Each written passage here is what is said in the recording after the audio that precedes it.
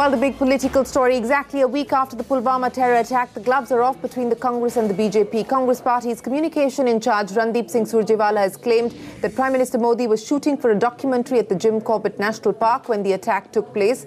He went on to claim that Prime Minister Modi continued to shoot even after the suicide bomb blast, which killed 40 CRPF Jawans. The BJP has hit back at the party, with Amit Shah accusing the Congress of politicizing a terror attack. Law Minister Ravi Shankar Prasad said the Congress Party and Imran Khan are speaking the same language.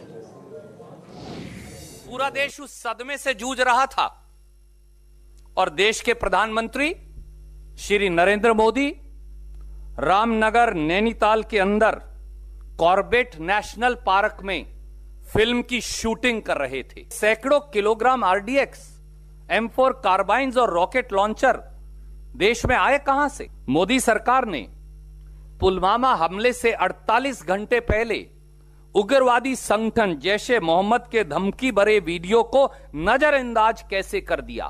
8 फरवरी 2019 की जम्मू कश्मीर की police के इस पत्र को, जिसकी प्रतिलिपि मैं आपको दे रहा हूं, इसे नजरअंदाज क्यों किया?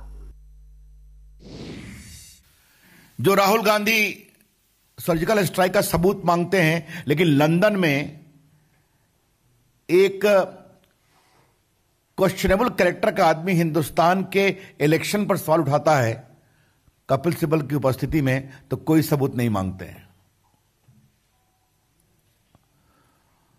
उनसे क्या अपेक्षा की जाए? Well, the war of words continues. Now, India has said that it's stepping up its efforts to reduce the amount of unutilized water from its share of the 3 rivers that flow into Pakistan. Water Resources Minister Nitin Gadkari took to Twitter saying that the ongoing projects on the Satluj, Beas and Ravi will use previously unused water to meet the needs of Jammu and Kashmir and Punjab. He said, and I quote, "Under the leadership of Honorable Prime Minister Narendra Modi ji, our government has decided to stop our share of water which used to flow to Pakistan. We will divert water from the eastern rivers and supply it to our people in Jammu and Kashmir and Punjab." He went on to say, and I quote again, "The construction of the dam has started at Shahpur Kandi on Ravi River. Moreover, this project will store our water for use in J&K, and the balance water will flow from the second Ravi Beas link to provide water to other basin states. All the above projects are declared as national projects," end of quote. The tweet caused a bit of a stir initially, but the PIB was quick to clarify that the minister's words were not a reference to any new decision, but just a reiteration of India's stance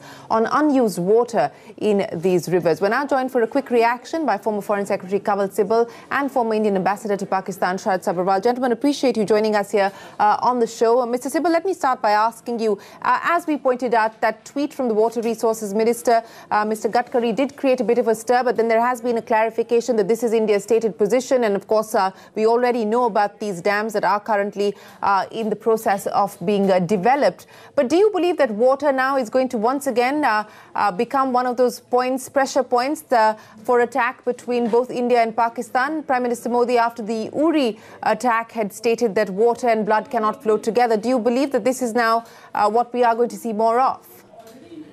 Well, actually, as has been rightly pointed out, these are projects which are already on the anvil, and they fall perfectly within the rights that have been allocated to us under the Indus Waters Treaty. We've been slow in terms of implementing these projects and letting water flow into Pakistan. Under the treaty, we are allowed to actually divert the entire water of the 3 rivers allocated to us for our use. So therefore, to that extent, this is nothing new. But I hope this will be followed by further steps, which would actually mean that we are beginning to press Pakistan on the water issue in a more serious manner. And that would be if we suspend the Indus Waters Treaty and link it the lifting of suspension to Pakistan's conduct on terrorism, and we can define what Pakistan should do verifiably on the terrorism front, and there are several steps that they must take. The advantage of that would be that we can then continue to build projects on the 3 rivers allocated to Pakistan within the ambit of the treaty, but not subject them to Pakistan's continuous disruptive tactics where they impede every single project, push for arbitration, push for appointing a neutral observer, delay the projects, get the designs changed, and harass us constantly. And that is where I think the real action should be. But what has been done is all right, but then this is not questioning the Indus Waters Treaty at all, which continues to be honored by us. Absolutely. And as you rightly pointed out, there have been several instances where Pakistan has accused India of violating the Indus Waters Treaty with respect to several of these projects and taken the matter to arbitration as well. But Mr. Sabharwal, would you agree with Mr. Sibal that perhaps, time has come to actually look at the possibility of a suspension of the Indus Waters Treaty? And is, there previously as well in 2016, there was the question of whether there could be an abrogation of the treaty itself. But do you believe that that is the direction that we could be headed, and can unilateral action under the treaty be taken? Well, the treaty provides, Article 12 provides that it can be abrogated, it can be repealed only with an agreement between the two countries. In other words, they have to sign another treaty for that purpose to be able to terminate the treaty. In that sense, it's the treaty in perpetuity. There is no sunset clause there. So the treaty doesn't provide for it. It will be a unilateral abrogation, which will be against the terms of the treaty. Now, as Mr. Sibal pointed out, they have been creating problems for us for our hydroelectric projects. Under the treaty, each hydroelectric project which you undertake, 6 months before the commencement of reverse work, you have to inform Pakistan of what you are going to do, and they can raise objections to which you have to reply. Earlier, they used to drag it on for a long time. Now, for some time, we have taken the position that, look, we are required to inform you, and if you have any objections, we can answer you. But it is not a veto that you have. It's not that you can indefinitely delay. So we have started work on some projects. So it's not impeding our work on projects, although they keep on creating problems from time to time. The issue, of course, the practical issue would be if we wish to stop the flow of those rivers. As Mr. Sibal rightly pointed out, the minister spoke of the eastern rivers, which is Ravi, Satluj and Bias, which have been allotted entirely to us. And over the years, we have allowed significant share of water of those rivers to flow to Pakistan. And now he seems to suggest that we'll harness it for our own use. This is something which we should have done it much earlier. But if Pulwama has impelled us to do it or spurred us into doing it, so be it. It's a welcome move. Pulwama... Right, but Pulwama hasn't, because this is a decision taken by the cabinet prior to Pulwama, and this has been the stated objective as the government itself has clarified. Yeah, but this absolutely. Is very there is no link to what the minister has stated today and Pulwama. Yes, that is correct. But Mr. Sibal, I want to go back to you. What was the other proposal, sir? What other proposal are you talking about?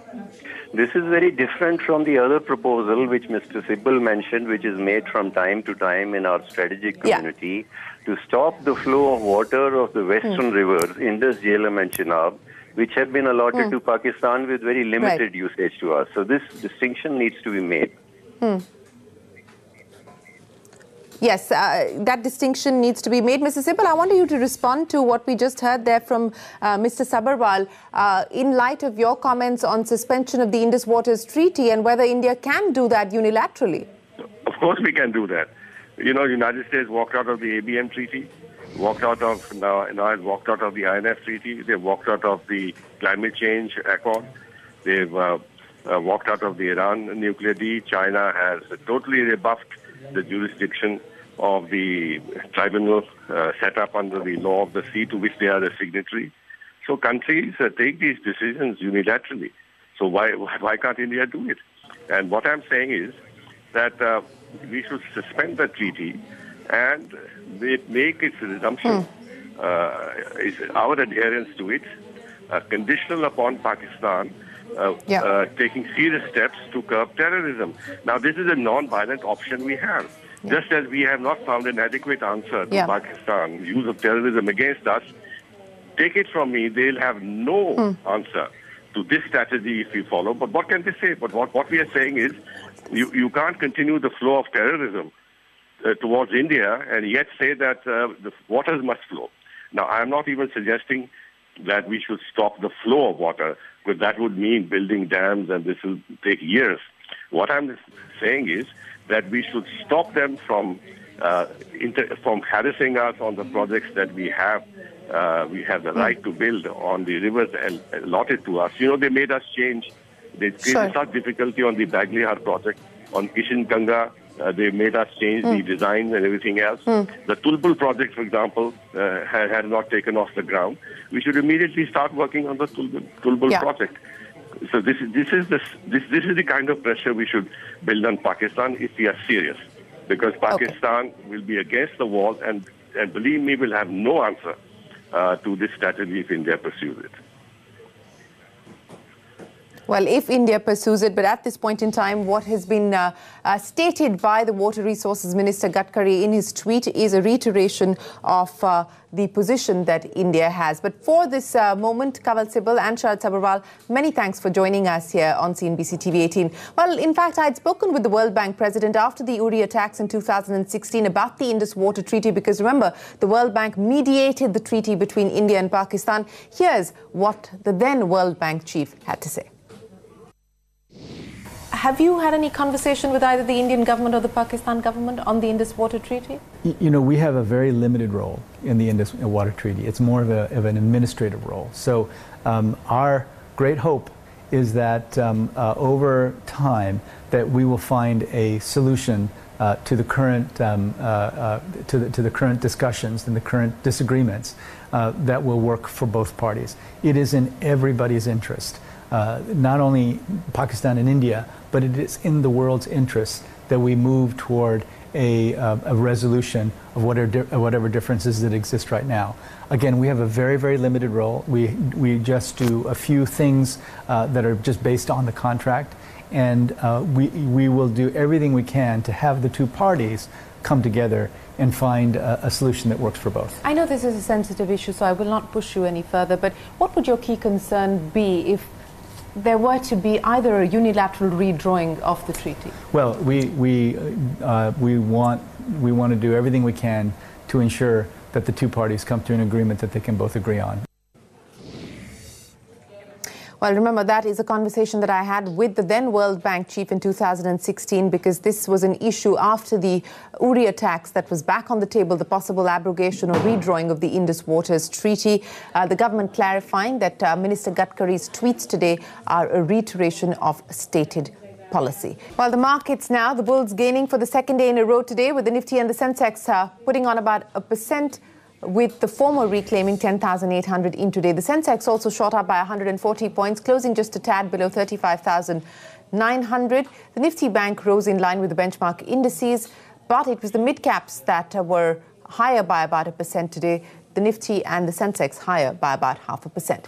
Well, the Reserve Bank has released the minutes of the Monetary Policy Committee's latest meeting, where the panel delivered a repo rate cut of 25 basis points. The minutes paint a dovish picture and show that the committee's focus is on spurring growth as the inflation outlook remains benign. Lata joins us now with her analysis of the MPC meeting minutes. Lata, we were waiting for the minutes. The Reserve Bank much more dovish and also much more concerned about growth.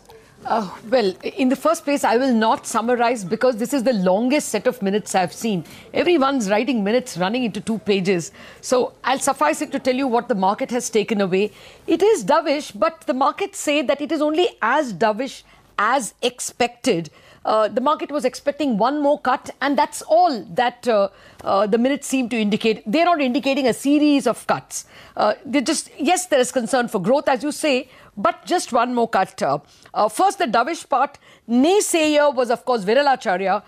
He also is suggesting, the comment is pretty dovish, saying that there are enough reasons to worry about worry that inflation is falling, but maybe we have to wait one more policy to ensure that core inflation is not getting out of hand. So even he is rooting for a cut, but in April. So not all that hawkish. The reason why I would say that you're not expecting too much is the most dovish member, Dholakia, is also saying that he wants a 2 percentage point difference between the repo rate and the inflation rate, which means he is also expecting only one more cut. He also wants just 2 cuts, one already given and one more. And then Michael Patra actually sounding at one point that, yes, I'm going for a cut, but food inflation, if it jumps up, then we have to be prepared to even hike. So again, not all that dovish, but yes, rooting for a cut. The governor, like everybody else, is pointing to risks as well. You know, core inflation could go up and the fisc could be a problem. So just to summarize, all those who voted for a cut because food is consistently falling and growth is in trouble. The 2 guys who did not vote for a cut merely say that let us wait, probably core inflation could still rise and growth is not all that bad. Let's wait and see. Probably the reaction of November, December were only because of the credit market problems and the rise in crude prices in October. That's sum and substance of the MPC. Bond markets not expected to have a rally. Largely on expected lines is what bond dealers say. All right, Lata, many thanks for joining us and making sense of that.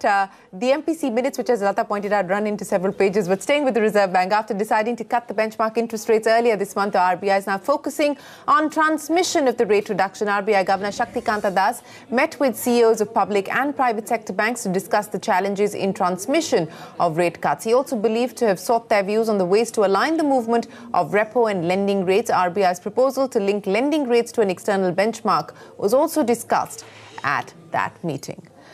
Well, we will get you more on that and all of our other top stories in 30 minutes on India Business Hour. For now, thanks very much for watching What's Hot. Up next, the Sensex and the Nifty gaining 0.5%, with the former reclaiming 10,800 intraday. Markets Today Talkback takes the action forward.